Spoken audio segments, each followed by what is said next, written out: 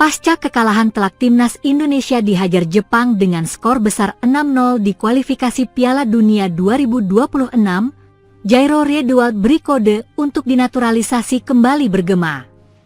Skuad Garuda sebenarnya telah mengalami perkembangan pesat, seolah kembali diingatkan bahwa jalan menuju Piala Dunia penuh tantangan dan level Piala Dunia benar-benar sangat tinggi. Jelas kini kembali muncul isu soal memperkuat skuad Garuda jelang round 4 dimulai, di mana-mana yang disebut sebagai gerbong terakhir siap didatangkan untuk mewujudkan mimpi timnas Indonesia ke Piala Dunia. Di bawah gemerlap lampu Stadion Osaka pada Selasa malam, tanggal 10 Juni 2025, timnas Indonesia kembali dihadapkan pada kenyataan pahit. Skor 6-0 yang terpampang di papan skor usai laga melawan Jepang bukan sekedar kekalahan, melainkan cerminan jarak yang masih harus ditempuh oleh skuad Garuda untuk bersaing di panggung Piala Dunia. Kekalahan ini seperti luka yang terbuka usai tumbang dari Australia di Melbourne. Mengungkap kelemahan nyata bahwa lini belakang timnas Indonesia masih rapuh saat berhadapan dengan tim-tim tangguh kelas dunia. Skuad Garuda melawan Jepang dengan pressing tinggi, umpan-umpan presisi dan kecepatan individu yang memukau memperlihatkan standar sepak bola level Piala Dunia. Pemain seperti Takefusa Kubo, Daichi Hada dan Wataru Endo bermain dengan intensitas yang seolah ingin mengingatkan timnas Indonesia. Ini adalah level yang harus kalian capai untuk Piala Dunia. Jelas jika melihat apa yang terjadi di laga ini, Indonesia masih memiliki banyak PR. 22 tembakan yang mengarah ke gawang Emil Audero menandakan jika pertahanan skuad Garuda masih rentan, dan bagaimana tak memiliki satu pun tembakan menandakan bahwa lini tengah gagal memberikan suplai bola ke lini serang. Lini belakang Indonesia terbukti rapuh saat menghadapi tim-tim kelas dunia seperti Jepang dan Australia. Timnas Indonesia perlu melatih koordinasi antar lini terutama antara bek tengah dan gelandang bertahan untuk menghadapi serangan cepat dan pressing tinggi. Sedangkan kegagalan timnas melepaskan tembakan jelas membuat Coach Patrick harus menemukan skema menyerang yang lebih baik dari saat ini. Hajime Moriyasu jelas telah membaca 3 laga terakhir timnas, di mana skuad Garuda terlalu mengandalkan Ula Romeni dengan bola-bola terupas, dan sudah diantisipasi Jepang. Kode Jairo Riedewald ke timnas Indonesia.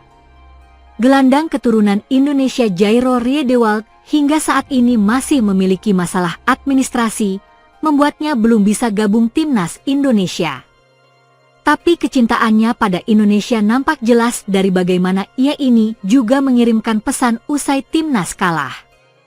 Jadi di postingan timnas Indonesia, Jairo Riedewald nampak memberikan komentar sedikit saja dengan emotian semangat dan menunjukkan bahwa Indonesia harus bangkit. Komentar Jairo Riedewald ini mungkin sederhana, tapi di sisi lain ini menggambarkan jika mantan pemain Crystal Palace itu masih menaruh perhatian pada Indonesia. Jairo Riedewald masih punya peluang ke Indonesia karena secara kualitas ia jelas bisa meningkatkan kekuatan lini tengah timnas Indonesia. Melihat kekalahan kontra Jepang dengan skor telah potensi untuk menambah pemain di round 4 pun kembali terbuka lebar. Ada beberapa nama yang diprediksi bisa meningkatkan kualitas timnas secara signifikan. Di antaranya adalah Pascal Struijk, Jayden Oosterwolde, Tristan Goijer. Pemain ini sudah dihubungkan dengan PSSI jauh-jauh hari dan dianggap memiliki potensi untuk mengatasi kelemahan timnas terutama di lini belakang setelah kekalahan telak dari Jepang dan Australia. Sebagai info, Pascal Struijk adalah pemain keturunan Indonesia dari Surabaya yang bermain untuk Leeds United yang baru saja promosi di IPL. Pascal Struijk dikenal dengan kemampuan dual udara distribusi bola dan posisi yang baik.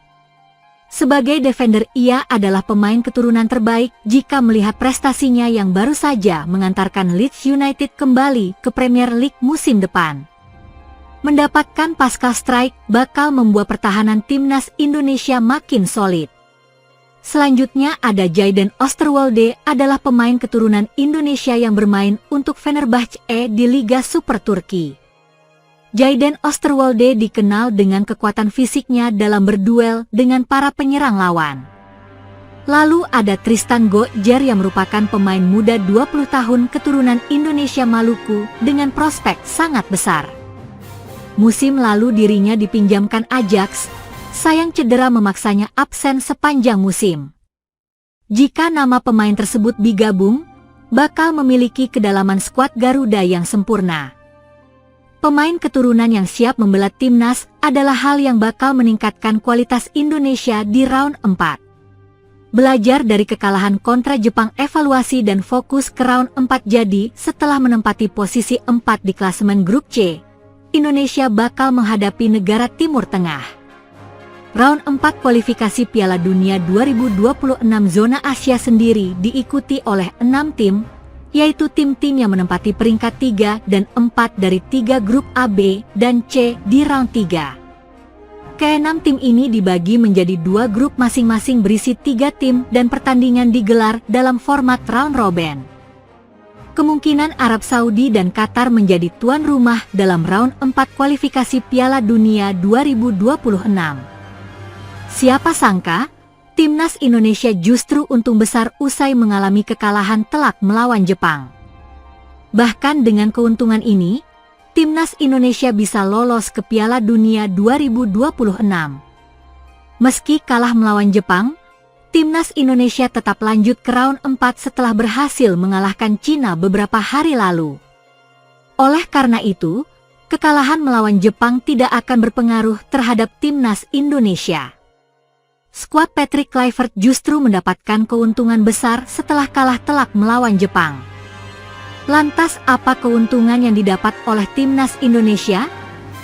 Jika diperhatikan secara baik-baik, pertandingan melawan Jepang sudah seperti sebuah laga uji coba bagi timnas Indonesia jelang persaingan di round 4. Tentunya sebuah keuntungan besar bagi timnas Indonesia untuk bisa menjalani laga uji coba melawan tim kuat selevel Jepang. Bahkan belum tentu nantinya bisa menemukan lawan kuat selevel Jepang ketika akan menjalani laga uji coba. Oleh karenanya, bisa berhadapan dengan Jepang merupakan sebuah keuntungan besar bagi timnas Indonesia. Selain itu, tadi malam pelatih Jepang memang tidak menerjunkan skuad utamanya, tetapi para pemain tetap menjalankan laga dengan serius.